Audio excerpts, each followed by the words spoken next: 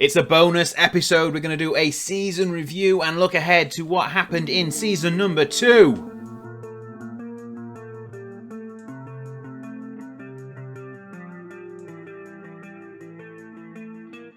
Hello and welcome back to Anderzbaz FM. This is a special bonus episode of United We Rise. We're going to do a season review and have a look at what happens in season number 2 once Mbappe joins the side. And if that's something that you are interested in, hit the subscribe button down below.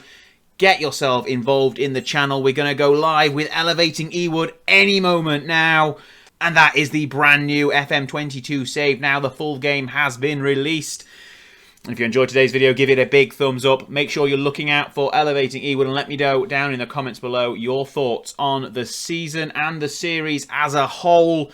Right, without further ado, it is season review time. Here we go. We have won the Premier League. Remember that. That is what that little trophy is there for. Let's have a look at our new arrivals. Plenty of good players coming in. Onana was my biggest signing. He's got a good average rating of a 7.08. Obviously, Varane, great average rating. Ronaldo, even just fantastic. Look at that. 27 goals for Ronaldo in 41 starts. Sancho with a good performance as well. Little bit disappointed with Declan Rice. He is going to be the weakest signing. And Zagadou came in January and put in a decent shift as well. Transfers out. I mean, lots of them really. Who really cares? Cavani was probably the biggest one who went. Dalot left at January window as well. Lindelof, any other first teamers who went that we really care about? Not particularly. No. Right, loans out. Plenty of them too. And again, nobody really care about. Mata went. Fred went on loan. Jones went on loan. Yeah. Next. And season results. It is a season 2. Remember, we won the Premier League. And in the end, it was a 7-point margin. Despite drawing on the last day to Norwich. If we have a quick look down here, you'll see the final couple of results. We beat Brighton 3-0. Drew to Norwich 0-0. And if you scroll down, Newcastle, despite their billions, went down with a whimper. Spurs hung on and just about clinched survival by 4 points over Newcastle, Crystal Palace and Watford, who all went down. And great news, Blackburn got promoted. As you can see, Ronaldo was our top goal scorer in the competition. 22 goals, unsurprising really. Champions League was a very big disappointment. We lost in the semi-final to PSG. And we don't know just yet. The final hasn't happened, but it's a PSG Man City final. We'll let you know who wins that in a few moments. The FA Cup was won by Man City, who beat Chelsea in the final. Again, disappointing defeat in the semi-final. And the Carabao Cup, we got knocked out by Norwich in the quarterfinals. We should have really won that, but we played a weakened side because who cares about the Carabao Cup? Moments to remember. Biggest win was 6-0 against Birmingham in a competition nobody cares about. But the match to remember was that 4-0 victory at the Etihad against Manchester City early on in the campaign. It happened on camera as well, which is even better. And also something that happened on camera was the goal of the season by Bruno Fernandes. It didn't matter in the end, we still lost, but it was an utterly magnificent strike to clinch one goal back. We tried to claw our way back into contention, but we just couldn't quite make it. And that was the end of our European journey. Finances, who cares? We made loads of money on sponsorship. Ronaldo with the most shirt sales. Broadcast revenue, huge. Everything is just... We're Man United. We're going to be rolling in money. Millions of shirts sold. Yep, Ronaldo, unsurprisingly. How did we line up? Well, you know how we lined up. You saw most of it. Yeah, this is the best 11, I guess. This is what it used to be called. I don't know if it's still called that. The only one of this 11 who didn't get above a 7 rating was Declan Rice. Really worth his 70 million. I'll let you be the judge of that. Let me know in the comments below whether you think West Ham rinsed us. Onana in goal. Tellez, Maguire, Varane, Wan-Bissaka. Where's Shaw? I'm sure he played more games than Tellez. Anyway, Rice, Van der Beek instead of Pogba, and Fernandes in midfield. And then Rashford, Ronaldo, Sancho up front. You can't complain about the front three. Everyone else there's a couple of little question marks. Accolades. I've got manager of the season, manager of the year, 3 back-to-back managers of the month to close out just before Christmas. Club awards, Ronaldo's the fans player of the season, Wan-Bissaka young player of the season, Onana signing of the season, Fernandez's goal of the season, top goal scorer Ronaldo, Sancho with most assists, most man of the matches Ronaldo, Tellez with the highest average rating. That's showing how well he performed as a second choice left back, and Zagadou with the most passes per 90 minutes, because why not? Competition awards, Onana got the Golden Glove. He got quite a lot of clean sheets throughout the season. That's pretty impressive. I'm glad we bought him in the end. Record breakers. Sancho got the most assists in a season. Ronaldo, most player of matches. McTominay with the worst discipline.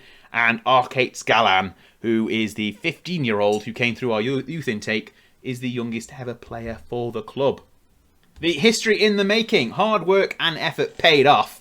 Man United looked like a class above the field in the first couple of months of the season. And few will have expected this outcome. Okay. But they gave themselves a chance. And that doesn't make any sense. Anyway, we won the Premier League. Look at that. First trophy of the new game. Finish the season review. Brilliant. Right, we're going to get to the Champions League final, see who won that, and then we're going to skip forward a season. Just quickly jumping in to say that PSG finally won the Champions League, beating Man City in the final. Ramos with an early goal. That means Mbappe joins us as a Champions League winner, something we will be looking to repeat for him next season. Right, we're going to go through straight to the end of the season. I think we might have a quick stop off beforehand to see if we make any transfers over the summer. But then it is on to see how the Premier League campaign looks. Okay then, so as you can see, a slightly different t-shirt. We're into the end of Season 2. We've simulated this season. We've done it on holiday, just as a upfront caveat. I've not managed any of the games. But it's gone okay. Some bits of the game have gone really well. We're a bit disappointed with others. So we'll get into things. First, we'll cover transfers. So you can see that we may... So I managed, just for a bit more of clarity, I jumped in during deadline days and transfer windows just to manage the transfers, basically. We bought in Theo Hernandez for 70 million on deadline day in the summer. We also brought in Luka Modric because why not? He was available. We're basically just either really old good players or really young players. There's no one in the middle, really. And then we covered the 4 that you've seen before, and I'll move over here. And these are the guys who have left. So Martial eventually left for 43 million to Inter. Fred went, and then kind of it was just no one else of real note. Got a bit of money in for a couple of youngsters who were fringe players. So Pereira, Mengi, Ilanga went to Newcastle. Jones finally left as well. The rest were just some youth who were never going to make it. Right, I'll come back over here. And we'll have a look at what's been going on, shall we? So, if we go to the Premier League, you can see that we have won the title by 20 points. And disappointingly, it was 2 late defeats. So we lost to Villa on the last day, and Brentford sort of April time. Other than that, we were running pretty rampant. We were looking like we were going to be invincible. We'd only drawn 2 games, and then we've lost 2 late games as well. So if we have, I mean, that's pretty dominant. You can see, yeah, a 20-point gap at the top ahead of Liverpool. Arsenal got 3rd, Man City down in 4th, Everton, Villa, Chelsea in the European places. Spurs, after surviving last season, managed to get back up to 8th, so they've rebounded well. Promoted sides, Millwall, Blackburn, Fulham. Only Fulham have gone down. Norwich, unsurprisingly, in that battle as well. They've gone down too, as have Burnley, which is great. So Blackburn finish ahead of Burnley. Get in. So yeah, that is the league table. Nothing massive to report there. Let's have a look at what else has gone on. So we have a look at our competitions page. This is the bit that's disappointing. So we won the Community Shield, the Charity Shield, whatever it's called. And then in Europe, we got to be fair, a really tough group with Sporting, Real Madrid, and Rapid Vienna. But we didn't get through the group. I don't know how. Obviously, I didn't manage any of the games, so that will be why. I think with me in charge, we'd have topped the group easily. I say easily, it probably would have been quite tough. But yeah, we got knocked out of the Champions League groups and fell into the Europa League, and then got knocked out by Marseille in the second round. So all in all, pretty disappointing. We won the Carabao Cup, but nobody cares. And then we got knocked out by Man City after beating them in the Carabao Cup final in the FA Cup quarter-final. So we were dominant in the league, but everywhere else was pretty disappointing. So I'm not chuffed. If I was managing this season rather than holidaying it, I would have been disappointed overall. The league is the league, and we were dominant in the league. But the target was always the Champions League. And to not get that is very, very disappointing. So we look at the schedule, the fixture list, see if we can pick out some massive performances. Maybe there's a 6-0 win early in the season against Wolves. 9-1 against Burnley. 9-1. A Ronaldo hat-trick, a Fernandes hat-trick. It's pretty good. Anything else? A 7-2 here against Blackburn on the 2nd of January. Another couple of goals for Ronaldo. Mats Hummels. I forgot to mention Mats Hummels came in as well. And I think did he come in at the end of last season? Or either way, he joined the squad as a backup defender, essentially. 5-2 against Southampton. Plenty of 4-0s, 4-2s, 7-0 there against Millwall. 5-0 against Leicester. Back-to-back 4-1 victories. And then we lost to Villa 3-0 on the final day of the season, because why not? So we backed up the 7-0 against Millwall with a 3-2 defeat away at Brentford.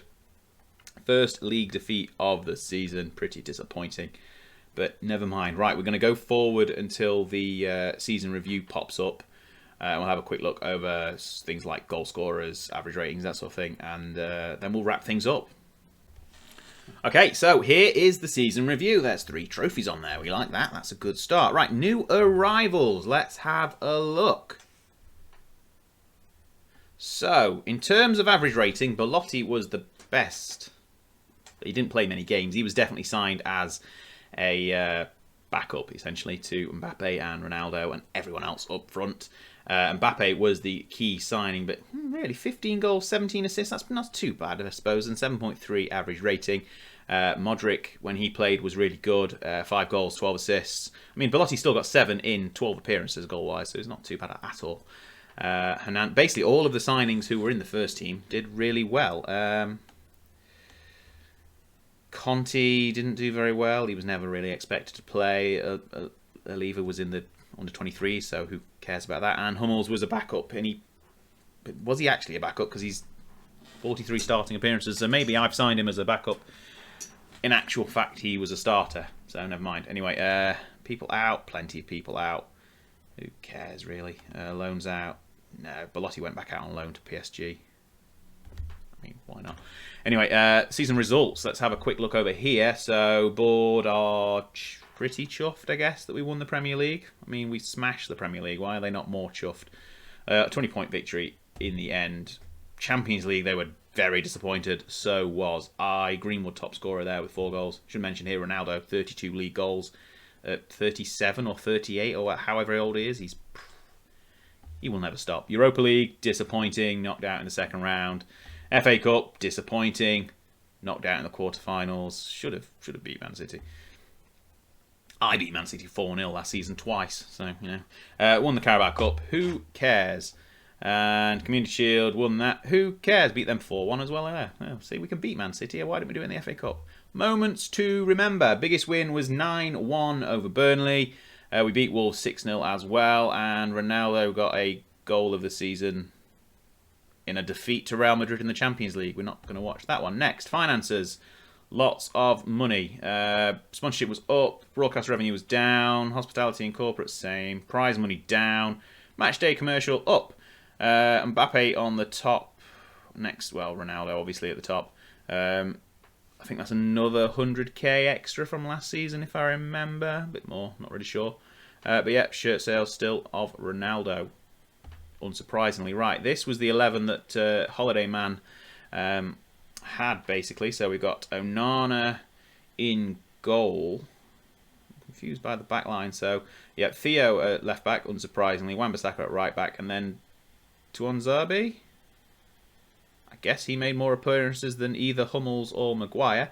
And Varane in the centre. Rice, again, disappointing. Really living up to the 80 million now, because he's had more than 50 league appearances. So an extra 10 million's gone on into West Ham.